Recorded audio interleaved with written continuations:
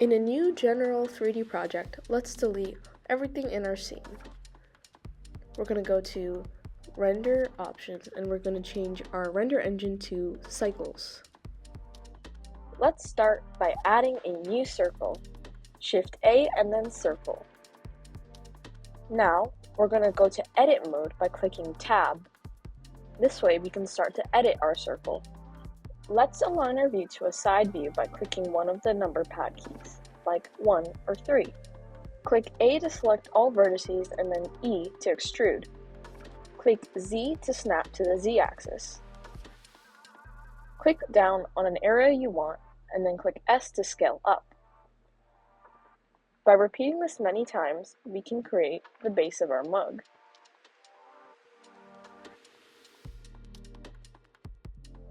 Now that we've finished, you may have noticed that the bottom of the mug is still an empty hole. Let's fix this. Adjust your view so that you can see the bottom of the mug, and then click Option, and then click on an edge to loop select. Now we're going to click F to create a new face with all of the selected vertices. Now the base shape of our mug is complete. But you may notice that this mug is still 2D and doesn't have any thickness. So let's change that by going to the Modifiers tab under Properties, clicking Add Modifier, and then selecting Solidify. The Solidify modifier adds thickness. Adjust the thickness value using the thickness slider. Change this to your liking.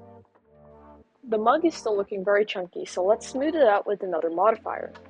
Click Add Modifier, and then under Generate, we're going to go to Subdivision Surface. Adjust the viewport and render values to your liking. The viewport value decides how many subdivisions will be shown in your editor, while the render one will show how many are shown in your render. Don't worry about making it 100% smooth because there's other ways to make it smoother too. Let's head back to Edit mode so that we can create the handle of this mug. Let's add a new circle by hitting Shift A and then selecting Circle.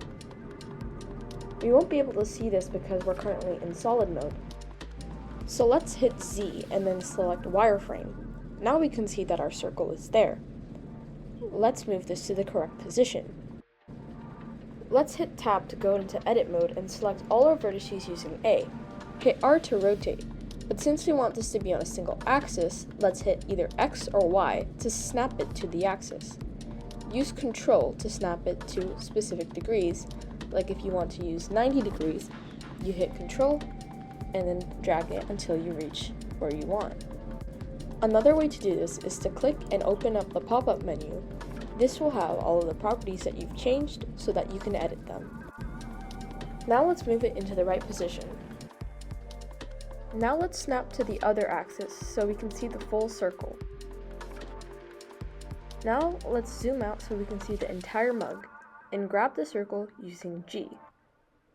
Find a place where you want to put your mug handle. Don't worry about the rest of the circle. Now let's select the other vertices that we don't need. We can drag and select or click Shift and then click on vertices to select them.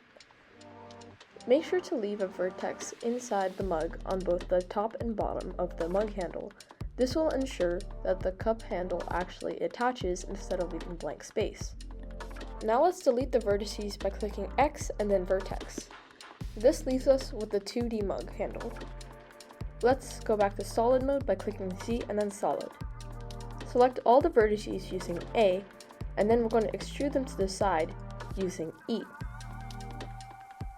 We can snap it to an axis using X or Y.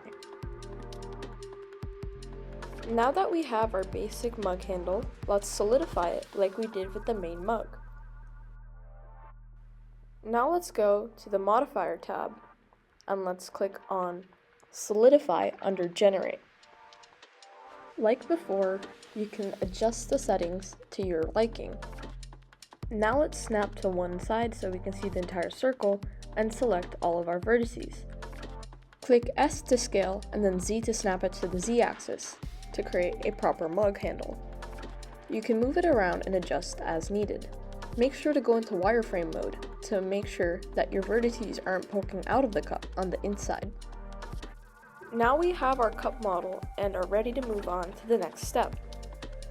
Before we add our materials, let's apply our modifiers to our objects. Let's go back to object mode, and then under our modifier tab, there's going to be an apply button for each modifier we have applied. This simply adds all the modifications to the original model and puts it in permanently.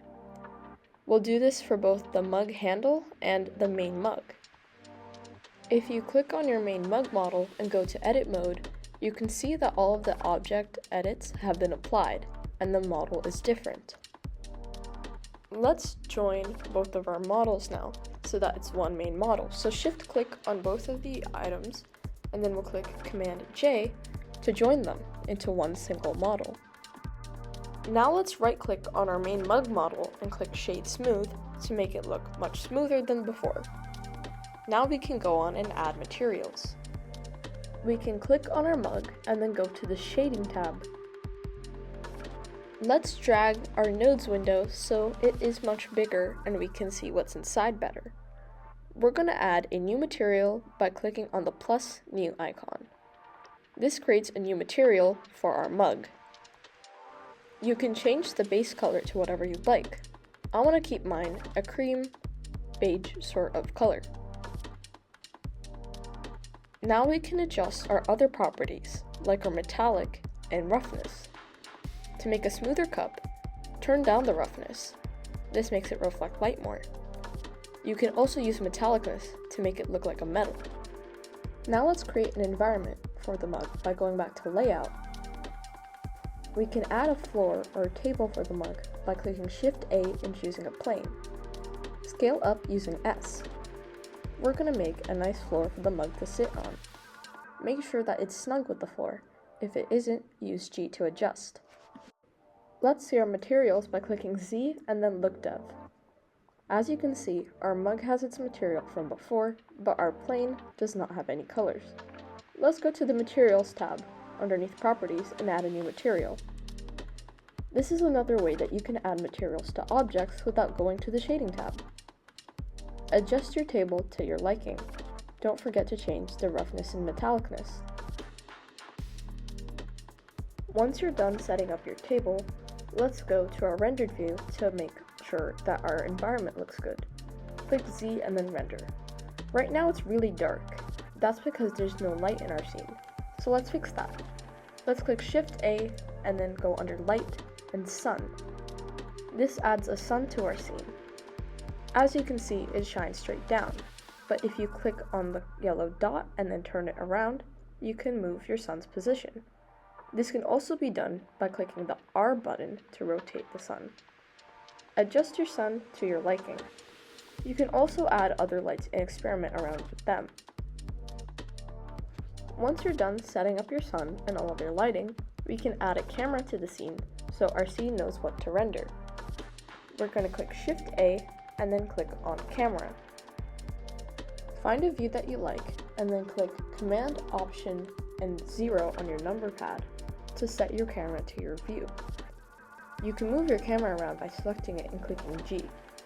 Adjust this until you find the angle that you want. Now let's change the color of the world because currently it'll render as a dark gray. Click on the world options under Properties and change your color to your liking.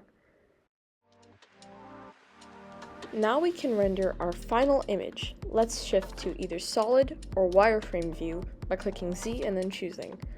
This ensures that the viewport doesn't take up too many resources while rendering. Now let's go to the top tab and click on Render and then Render Image. This image will pop up and it'll keep rendering, and all we have to do is wait. Now let's save our image. Let's click on Image and then Save As. Now we can choose an area to save our image, for example, desktop. Name your image according to your assignment's guidelines. For example, your name, last initial, and then the name of your project. Once done, click on Save As Image. Once we save the image, we can go to our desktop or wherever you saved your file and then check for it there. Here's mine. You've just created a mug in Blender. Great job! Have fun and see you in the next tutorial.